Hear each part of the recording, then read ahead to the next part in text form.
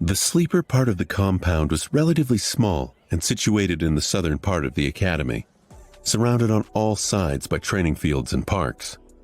It was a low, modern building, constructed with reinforced materials. Like the majority of buildings in the academy, most of it was hidden below the ground, leaving only a couple of floors above it. With its white, pristine alloy walls and wide windows, it must have looked beautiful in the summer, contrasted against all the greenery around. Inside, the building was spacious and well lit.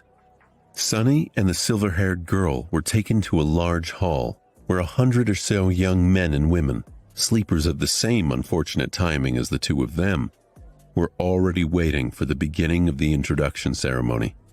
Most of them were nervous, tense, and excited. Logistics of the academy were a constant headache for the administrators, since the rate at which the spell infected people was always chaotic. There was no way to orderly structure for batches of sleepers to undergo any type of standardized education on a shared schedule. Some of them had a full year to prepare for the dream realm, some only months, some even mere days. That's why these induction ceremonies were held each month at the beginning of the year, and then every week once the winter solstice began to loom near. Some of the sleepers in the hall had to wait days to be inducted, while Sunny had lucked out and was delivered to the academy just hours before the scheduled event. Once inside the hall, he understood two things. First, everyone was well dressed and in possession of a suitcase, a duffel bag, or at least a backpack, carrying their personal belongings. They were obviously coming prepared, most likely from home, sent off by their families, so Sunny and the silver-haired girl, who came empty-handed and wearing simple police-issued clothes, were not a norm like he had assumed, but actually an eye-catching abnormality. Right, that makes sense. Second, Master Jet was not being overly humble when she called herself below average by awakened standards. Even though these young people were just starting their paths as awakened, their looks were dazzling. Everyone was handsome, beautiful, and radiated health. He swallowed. Still, I feel like none of them compare. She might not be as perfectly shaped, but I don't know. She has a presence. It's like shadows become deeper and the temperature drops by a couple of degrees when she's in the room. Was this the difference between a sleeper and a master? But all of these thoughts were just him trying to postpone the inevitable. Sunny already knew that he was in for a wild ride. Because he could not lie, and all of these excited youths, regardless of their clothes, gender, and looks, wanted to do one thing: talk. Every one of them wanted to talk with their fellow sleepers. They wanted to discuss their nightmares, their future journey into the dream realm, and everything in between.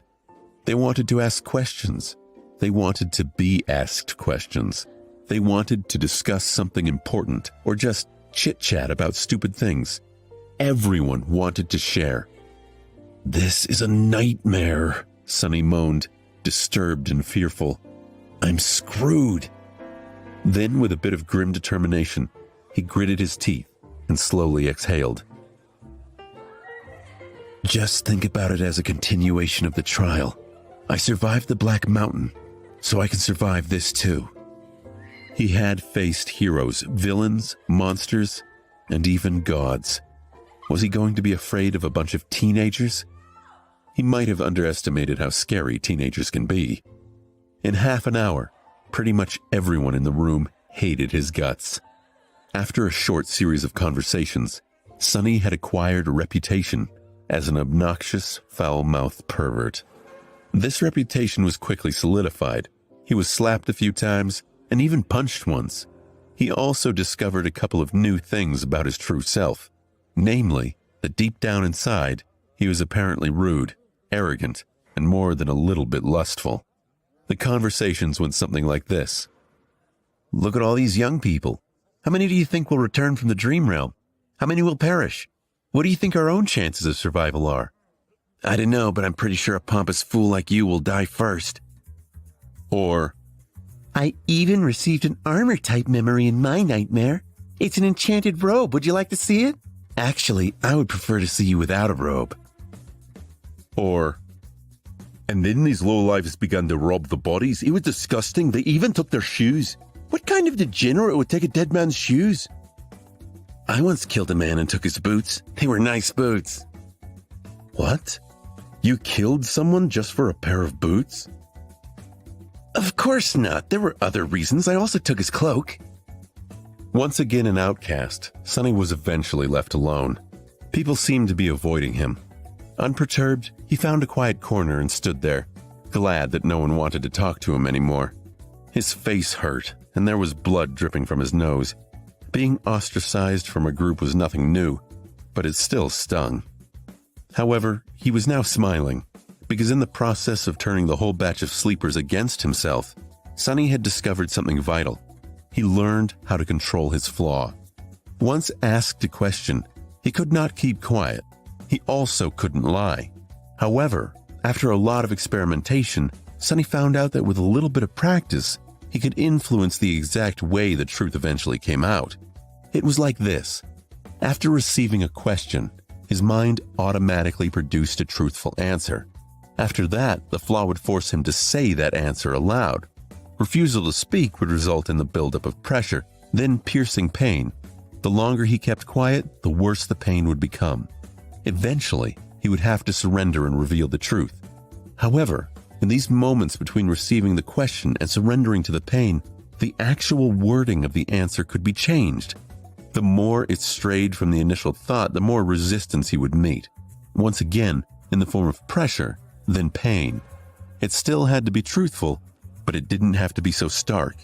For example, if Master Jet were to catch him staring again and ask what he was looking at, instead of embarrassing himself, Sonny would have been able to endure a bit of pain and simply say, "You." That would still be the truth. However, the result would be entirely different. Hidden in the corner, Sonny grinned as he observed the sleepers. "This is good. This is great. This is something I can work with." He didn't have to lie to deceive a person. Sometimes truth was the best material for creating deceit. If used with a certain devious type of intelligence, the truth could be as misleading as lies. In one of his previous conversations, Sonny had confessed that he had once stolen boots from a dead man. The other guy was horrified and asked if he had really killed someone just for a pair of boots. The answer the flaw forced him to give was that there were other reasons and that he had also taken the man's cloak. The true reason for killing the veteran slaver was that he had whipped Sonny a few hours prior. He was also already dying. The cloak had nothing to do with the killing itself, but the wording of the answer created an impression that it did. Thus, two truthful statements, when put together, created an effect akin to a lie. This was just a simple example. With a lot of effort and intense thinking, Sonny could create other types of manipulative truths. It was going to be extremely difficult and risky, but it could be done. He just needed a bit of luck. It was time to put his theory into practice. Sonny didn't forget what his main goal was, to make sure that no one ever finds out his true name. To achieve that, he had to create an impression that he was the most pathetic, weak person in this whole building. Someone who would never receive a positive appraisal, let alone a divine aspect and a true name. However, since this would be a lie, he couldn't just go and say it.